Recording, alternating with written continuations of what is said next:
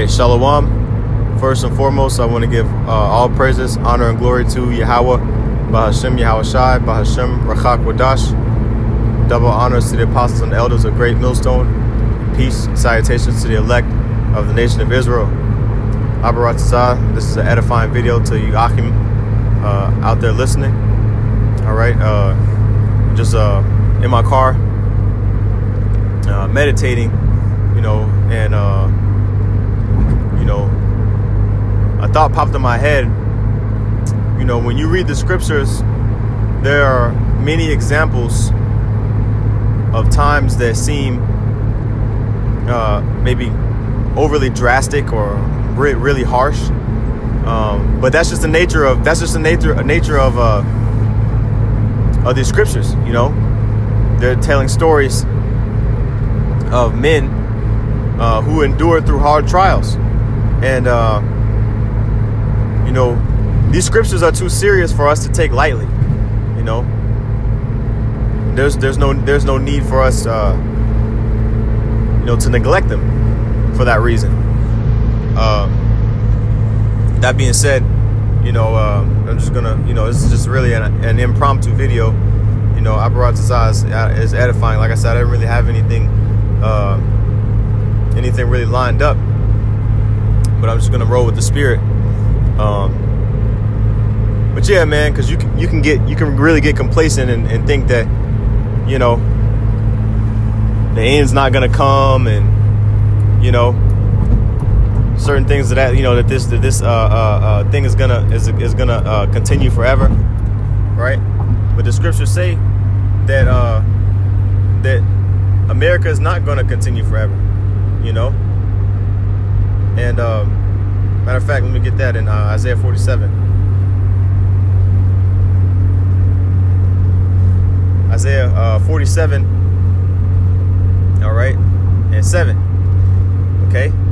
It says, "And thou saidest, I shall be a lady forever, so that thou didst not lay these things to thy heart, neither didst remember the latter end of it." Right? America thinks that it's going to continue on forever, that it's going to be a virgin and it's going to be untouched forever, and that's really a prideful thing to think, because of all the atrocities that's been committed here. We don't really have any reason not to expect this place to be thrown down, right? Like when you read the book of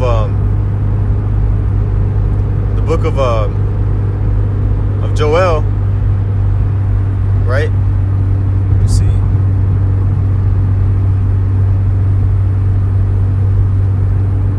I'm sorry, the book of Jonah, Salakia.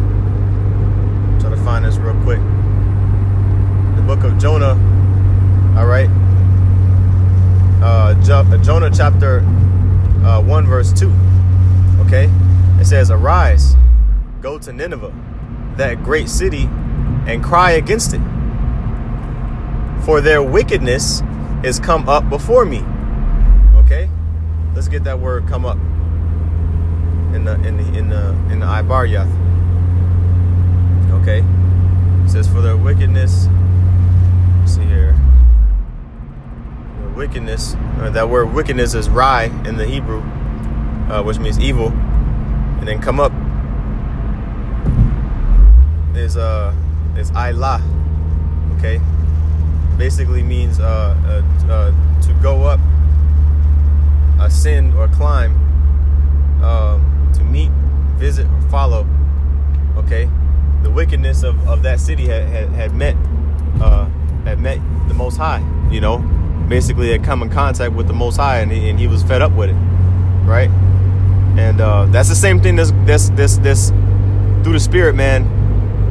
That's the same thing that's happening here in America. Okay, the Most High is hearing our voices lift up, right? He's hearing the sighing and crying for all the abominations that are done in America by us. Okay, right? Ezekiel chapter 9 verse 4. "And Yahweh said unto him, go through the midst of the city, through the midst of Jerusalem, and set a mark upon the foreheads of the men that sigh and that cry for all the abominations that are done in the midst thereof, or that be done in the midst thereof, right? Because this is the land of the mother of harlots, right? This is the land of confusion. You see? You see? This Psalms chapter 119, verse 53. It says, "Horror hath taken hold upon me because of the wicked that forsake thy law. Rivers of water run down mine eyes because they keep not thy law."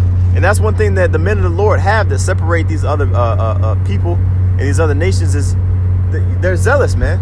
You know, the men of the Lord are going to be zealous for the law of Yahweh Shem Yahushai, and the Most High is going to have mercy on those men because of their zeal. Okay, because man, most Jake, man, they don't care for the law of the Lord, man. Okay, they disregard it. They cast the laws, statutes and commandments of Yahweh Shem Yahushai behind their back, man. You know, they've turned their back to the Most High and not the face. You know, let's see here. All right.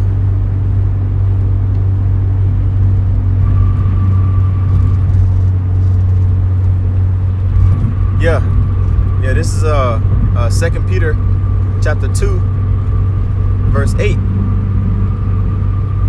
It says, I'm going to start at verse 7. All right, it says, "And delivered just Lot, vexed with the filthy conversation of the wicked." Right? Because Lot was zealous too for the law. You know, he was a righteous man, and he kept the law, and he was displeased with Sodom. Okay, he was displeased with that city that he was dwelling in. And guess what, man? Sodom and Gomorrah spiritually is here back again today. So what does that mean? The men of the Lord are going to be vexed. They're going to be vexed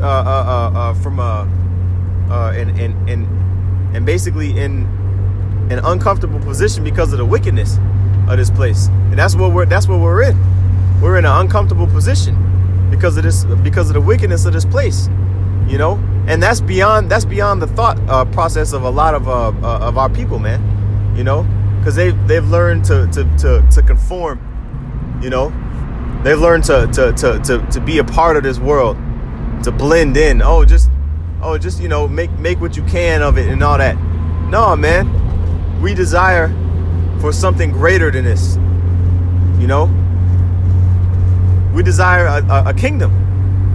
You see. Let me see here. All right, this is Wisdom of Solomon chapter 6 verse 20 verse 21. It says, "If your delight be then in thrones and scepters, O ye kings of the people, honor wisdom that ye may reign forevermore." Right? And what does the scripture say about wisdom? It says, "With much wisdom cometh sorrow." Let's see if I can find that.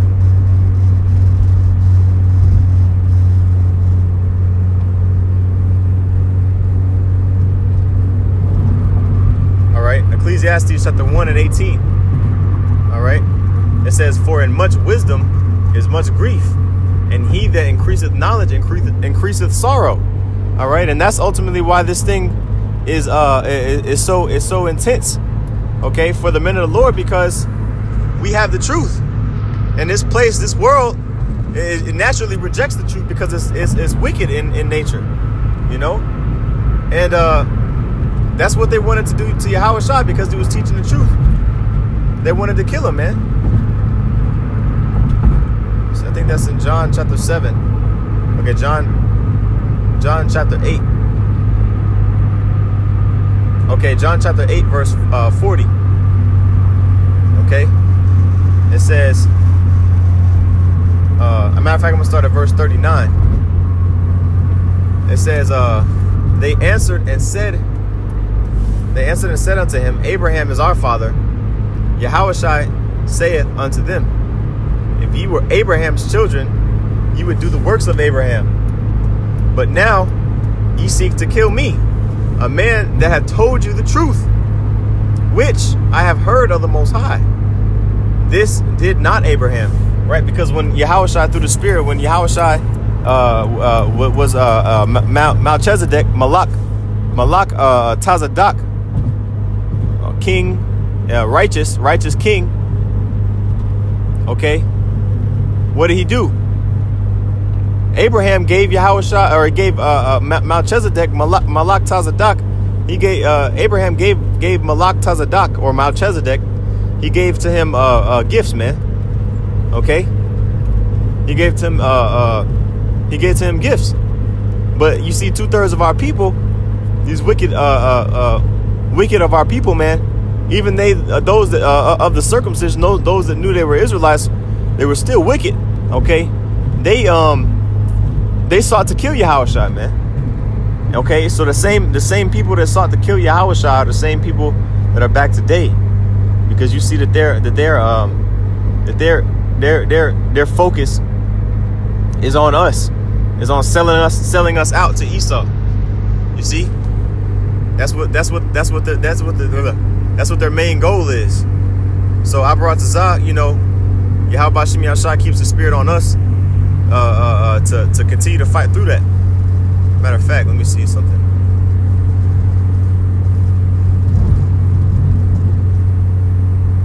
Okay, let me get this real quick.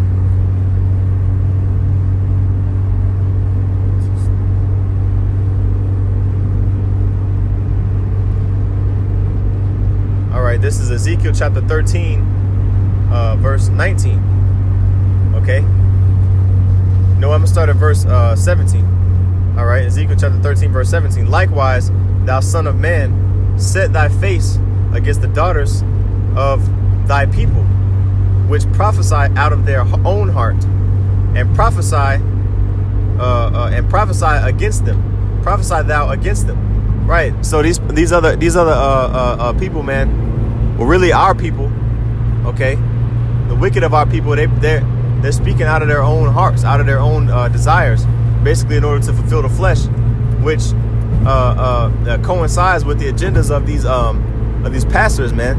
Those who are scattering the flock of the Lord. These false prophets, right? They're speaking out of their own hearts. They're dreamers, man. They're dreaming a dream, and that's one thing that the Lord hates. It's a false prophet. Okay. Because they're not speaking the word of the Lord.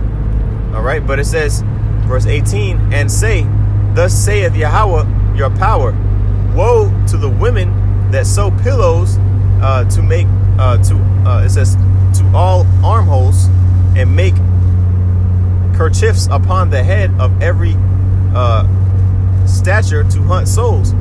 Will ye hunt the souls of my people, and will ye save the souls alive to them that come unto you? Talking about that witchcraft, that voodoo, and all that stuff, that all that wickedness that our people are into, man. The Lord doesn't have no pleasure in that. None at all, none whatsoever. Matter of fact, he's actually disgusted at that, man. Right?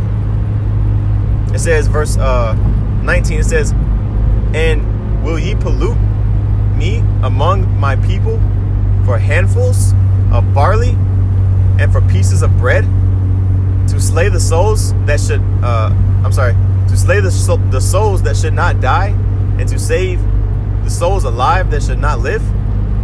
By your lying to my people, they hear your lies. It's a rhetorical question. Lord's asking, hey, are you gonna really continue to basically sell my people out, man, for money and for riches? The answer is until the Most High comes and destroys their behind. Yeah, that's exactly what they're gonna do. Because our people, man, are sellouts. They're sellouts for the so-called white man, and the Most High is gonna get, man. The Most High is gonna get these people, man, who are set up to come against, man, to come against this thing, man, to come against the prophets of Yahweh Shem Yahshai. You know, because there always been. Watch the spirit. There's no rain outside, but there's a big old bolt of lightning just came out of nowhere. But anyway, the Most High is gonna get these people, man. Most High is gonna get them, man. You know, and we just pray to Yahweh Shem Yahshai that we're not of that number. That falls into that category of receiving that wrath. You know. Hey, but anyway, just pretty much wanted to say what I said what I had to say through the spirit that was on my mind. So hey, with that, I'm gonna give all praises, honor, and glory to Yahweh B'Shem Yahushai, B'Shem Rakak Wadash. Double honors to the apostles and elders, a great millstone, and peace and salutations to the elect. Shalom.